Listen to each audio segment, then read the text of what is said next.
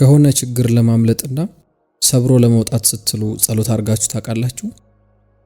ተንበርክካችሁ አይኖቻችሁ ተጨፍነው ተስፋ እያደረጋችሁ እየለመናችሁ የሆነ ነገር እንዲለወጥላችሁ ጸሎት አድርጋችሁ ታውቃላችሁ?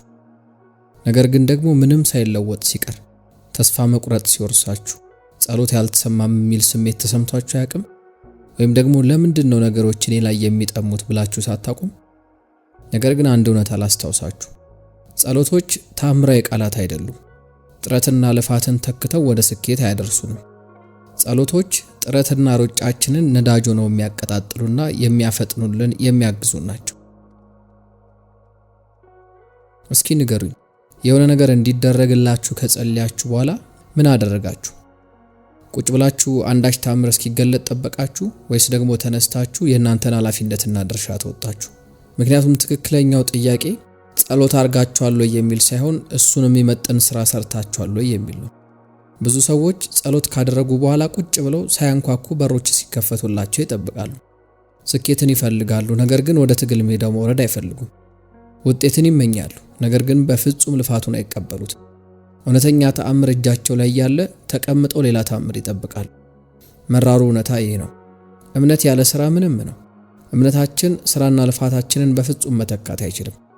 በቤታችን ቁጭ ብለን ፈጣሪ ተራራ የሚያክል ችግራችንን እንዲገፋልን መለመን የለብንም። መነሳት፣ መሞከር፣ አዳዲስ ነገርን ፍለጋ መቆፈር አለብን። ስንሞክርም ደግሞ ዝም ብሎ በጭፍን ሳይሆን በዓላማና በማስተዋል እንዲሁም ደግሞ በፍጹም በማይነቀነቅ እምነት ሊሆን ይገባል። እምነታችን ከጥረታችን ጋር ሲዳመር የምናመልጥበትን መንገድ፣ ያሰብነውን የምናሳካበት እድል፣ ስንጸልይበት የነበረውን ጉዳይ ይሰጠናል። ጸሎት ልክ እንደ ማሽን ነው። ስራችን ደግሞ የዛ ማሽን ሞተሩ ነው። ሁለቱ አብሮ ሲሆኑ ወደምንፈልገው የህይወት ከፍታ መድረስ እንችላለን። ብዙ ሰዎች ፈጣሪ ራሳቸውን ለሚያግዙት ነው እርዳታውን የሚቸረው ከሚሉበት ሐሳብ ጀርባ ያለው ምክንያት ምን መሰላችሁ? እምነት ወደ ኋላ የሚጎትተን ነገር አይደለም። እምነት ወደፊት የምንስፈነጠርበት ኃይል ነው። እምነት ብርታትን ይሰጣል። ፍርሃት ሊያስቆመን ሲሞክርና ወደ ኋላ ሲገፋን የምንጸናበትና ወደፊት ማለትን ማናቆምበት ኃይል ነው እምነት። ነገር ግን ይህ የሚሰራው መንቀሳቀስ እስካላቆመን ብቻ ነው። በፍርሃት መቀመጥ፣ ሁሉ ነገር እስኪስተካከል መጠበቅ የትም አይደርስም። መንገዶቹ የፈለገ የተቆላለፉ ቢመስሉም ወደፊት መምጣትና መታገል አለብን። ምክንያቱም ትክክለኛ እምነት ማየት ማለት አይደለም፣ ይልቁኑ አምኖ በራሳችን በኩል የሚጠበቀውን ነገር ማድረግ መቻል ነው። እምነት ማለት ባላዩት ነገር ማመን፣ ሽልማቱም ያመኑትን ነገር ማግኘት ነው የሚባለውም ለዚሁ ነው። ጠንካራ ለመሆን ልንጸልይ እንችላለን፣ ነገር ግን ወደ ትግሉ ካልገባን እንዴት እናውቀዋለን? እድል እንድናገኝ ልንጸልይ እንችላለን፣ ነገር ግን በሮችንም ማናንኳኳ ከሆነ እንዴት ሊከፈቱልን ይችላሉ? ፈጣሪ በጸሎታችን መካከል በረከትን አስቀምጧል። ነገር ግን ያንን በረከት መራመድና መቀበል ደግሞ የኛ ድርሻ ነው። አስቡት እስቲ፣ አንድ አትሌት ምንም አይነት ክብደት ሳያነሳ ጡንቻዎችን ሊያወጣ ይችላል? ወይም ደግሞ የትኛውም የጥበብ ሰው የተሰጠውን መክሊት ደጋግሞ በመለማመድ ሳያዳብረው አስደናቂ የጥበብ ውጤትን ሊሰራ ይችላል? አንድ ቢዝነስስ ምንም ሳይሰራበት ሊያድግ ይችላል? በፍጹም። ምክንያቱም እድገት ጥረትና ሙከራን ይጠይቃል። የጠየቅናቸው በረከቶች ቦታቸው ላይ ተቀምጠዋል፣ ነገር ግን እኛ ነን እዛ ቦታ ድረስ ሄደን ያንን በረከት ማግኘት ያለብን። ጸሎት ስናደርግ አንዳች የሚያበረታ ኃይልን እናገኛለን። ነገር ግን ጸሎት ብቻውን ምንም አይሰራም። ፈጣሪ ብዙ መሳሪያዎችን ሰጥቶናል፣ ነገር ግን እነሱን ማንሳትና መስራት ደግሞ የኛ ድርሻ ነው። ቁልፉ ነገር ምን እንደሆነ ልንገራችሁ። የኛ ጥረት በጸሎት የጠየቅናቸውን ነገሮች ሕይወት የሚዘራባቸው ወሳኝ ነገር ነው። ያለ እርምጃና ያለ ስራ ትልልቅ በረከቶቻችንም ቢሆኑ እዚያው ባሉበት ይቀራሉ እንጂ በፍጹም ወደኛ አይመጡም። ፈጣሪ በር ሊከፍትልን ይችላል፣ ነገር ግን በዚያ በር ተራምደን ማለፍ አለብን። ፈጣሪ ሊመራን ይችላል፣ ጉዞን መጓዝ ደግሞ የኛ ድርሻ ነው። እምነት ቁጭ ብሎ መጠበቅ ማለት አይደለም። በመከራ በትግል በልፋት ውስጥ ለማለፍ በጥልቀት ማመን ነው እንጂ። ምክንያቱም ለውጡ ያለው እዛ ውስጥ ነው። እስኪ ታላላቅ ሰዎችን እናስባቸው። ማይክል ጆርዳን 6 ጊዜ ሻምፒዮን ለመሆን ጸሎት ብቻ አላደረገም። ከጸሎቱ በኋላ እረፍት የለሽ ልምምዶችን ሰርቷል። ኦፕራ ዊንፍሬ ስኬታማ ለመሆን ብቻ አልጸለየችም። ከልመኗ ጀርባ ያለ እረፍት ያንን ነገር ለማግኘት ተግታለች። የዓለማችን ቁጥር 1 ቢሊዮነሩ ኤለን መስክን አስቡት። ቴስላና ሌሎች ድርጅቶችን በጸሎት ብቻ የራሱ አላደረጋቸውም። በጠንካራ ስራና ሪስክና ኃላፊነቶችን በመውሰድ ነው እነዚያን ሁሉ ስኬቶች እውን ያደረጋቸው። ስቲቭ ጆብስን ተመልከቱት። ቁጭ ብሎ ወይም ደግሞ እጅ ሰጥቶ አፕል የተባለው ድርጅት ስኬታማ ቢሆን እያለ ጊዜውን አልፈጀም። ይልቁኑ ከባድ ቢሆንም ታላቁን ውሳኔ ወስኖ ወደፊት በትጋት ተራምዶ ነው ከስኬት ጫፍ የደረሰው። እምነት የተግባር ነዳጅ ነው። ተግባር ደግሞ ውጤትን ያመጣል።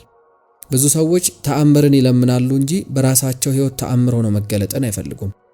እምነት ወደማይታወቀው ነገር ምንም መሳሪያ ሳይዙ መግባት ነው። ነገር ግን ከልባቸው አምነው ነው። እውነተኛ እምነት ማለት ፈጣሪ የሆኑ ነገሮችን ሲሰጠን እነሱን ተጠቅመን የራሳችንን ሕይወት መገንባት የኛ ድርሻ እንደሆነ ማወቅ ነው። እዚህ ጋር ማስታወስ ያለብን ነገር በብዙ ድካም ከመስራት ይልቅ በብልሃት መስራትን፣ ራስን ማስተማር፣ ከሁኔታዎች ጋር ማለማመድና ያለማቋረጥ ወደፊት መግፋት እንዳለብን ነው። አንዳንዴ የምንወድቅ የሚመስለን ነገሮች የሚጨላልሙብን ጊዜያት ይመጣሉ። ነገር ግን መርሳት የሌለብን ነገር ያ ቅጽበት የመውደቃችን ሳይሆን የጅማሯችን ምዕራፍ ነው። አስተውሉ፣ አቅማችን ያለ ተግቶ መስራት እሳት ያለ ጋዝ እንደማለት ነው። በፍጹም አይዘልቅም።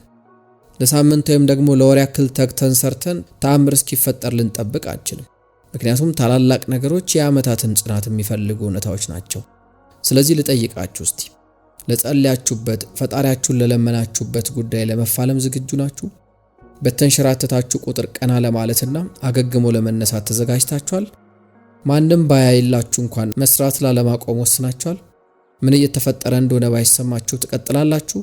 ምክንያቱም እነዚህን ነገሮች የሚያደርጉት ብቻ ናቸው የጸሎታቸውን የልመናቸውን ምላሽ የሚሰሙት፣ የፈጣሪያቸውንም በረከት የሚቀበሉት። ዝም ብላችሁ ለድል ብቻ አትጸልዩ። በትጋት በጽናት ለሱ ተዘጋጁ። ስኬትን መመኘት ብቻ በቂ አይደለም። ይልቁኑ ለሱ መልፋት በማይነቀነቅ ትጋት ወደፊት መራመድን ይጠይቃል። ታምር እንዲመጣ አትጠብቁ። ነገር ግን ትልልቅ ውሳኔዎችን በመወሰን ሰዎች ወደ ኋላ ሲሸሹ እናንተ በመጋፈጥ ለለመናችሁት ነገር ዝግጁ መሆናችሁን በማረጋገጥ ያንን ተአምር ራሳችሁ ሆኑት። እምነታችሁና ትጋታችሁ ሲደመር አንዳች አስገራሚ ነገርን ይፈጥራል። ስለዚህ መራመድ፣ ወደፊት መግፋታችሁን በፍጹም እንዳታቆሙ። እያንዳንዱ ያለፋችሁት መሰናክል፣ የቀረፋችሁት ችግር፣ የተሻገራችሁት አደጋ ወደ ጸለያችሁበት ነገር ያስጠጋችኋል። እዚህ ጋር አንድ እውነትን አስታውሱ። ቀላል ሲሆን ብቻ መስራት የለባችሁ። ስትነቃቁ፣ ጥሩ ስሜት ሲሰማችሁ ብቻ አትስሩ። ይልቁኑ ሲደክማችሁ፣ መጠራጠር ሲከባችሁ፣ ዓለም መሰናክሎቿን ስትወረውርባችሁ ነው መስራት ያለባችሁ። ምክንያቱም ትክክለኛ እምነትና ጥንካሬ የሚፈተነው በእንደዚህ አይነት ወቅቶች ላይ ስለሆነ ማለት ነው። ሁሌም ቢሆን እንደምትችሉ፣ እንደሚገባችሁ፣ ታላቅ ለመሆን እንደተሰራችሁ ለራሳችሁ ልትነግሩት የግድ ነው። ፈጣሪ በሮችን ይከፍትልናል። ተራምደን ማለፍ ግን የኛ ድርሻ ነው። ፈጣሪ ጥንካሬን ይሰጠናል። እሱን መጠቀም ግን የኛ ኃላፊነት ነው።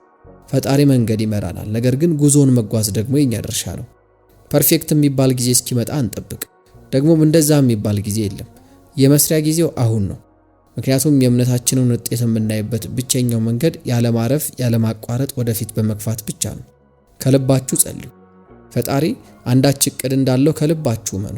ከዛ ተነሱና የጥያቄዎቻችሁ ምላሽ እናንተው እንደሆናችሁ እያሰባችሁ ጠንክሩና ስሩ። እምነታችሁና ስራችሁ አንድ ላይ ሲሆኑ ማንም የማያቆመውን ስኬት ታያላችሁ። ብዙ ሰዎች ይህንን ያልተረዱት ጸሎት ያደርጋሉ፣ ይመኛሉ፣ ነገር ግን እርምጃውን አይራመዱም። ከምቾት ሰገነታቸው ወርዶ አይታገሉም። ለዚያ ነው ባሉበት ቦታ ያለምንም ለውጥ ዓመታትን የሚያስቆጥሩት። በፍጹም እንደነሱ እንዳትሆኑ። ተስፋ የሚያደርገውን ብቻ ሳይሆን የሚራመደውን የሚታገለውን ሰው ሁኑ። ማቆምን እምቢ የሚል በምንም ሁኔታ ውስጥ ወደፊት የሚለውን ሰው ሁኑ። ፈጣሪ እጃችሁን ስራ የሚባርከው እጃችሁን ወደ ስራ ከሰደዳችሁለት ብቻ ነው። ዝም ብላችሁ የተሻለ ህይወትን አትመኙ። ያንን ህይወት ራሳችሁ ገንቡት። ስኬትን አትመኟት፣ ይልቅ ያለ እረፍት በመስራት ፈልጓት። ጠንካራ መሆንን አትጠይቁ። ወደ ጥንካሬ የሚያደርሳችሁን ስራ ስሩ እንጂ። አስተውሱ፣ እርምጃ ለመውሰድ ስትወስኑ ሌሎችንም ታነሳሳላችሁ።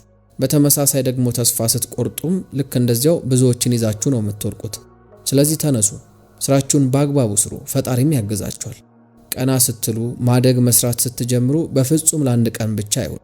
በየቀኑ ቀና በሉ፣ በየቀኑ አብሩ። ዓለም የሚጠብቁትን ሳይሆን የሚራመዱትን ነው የምትሸልመው።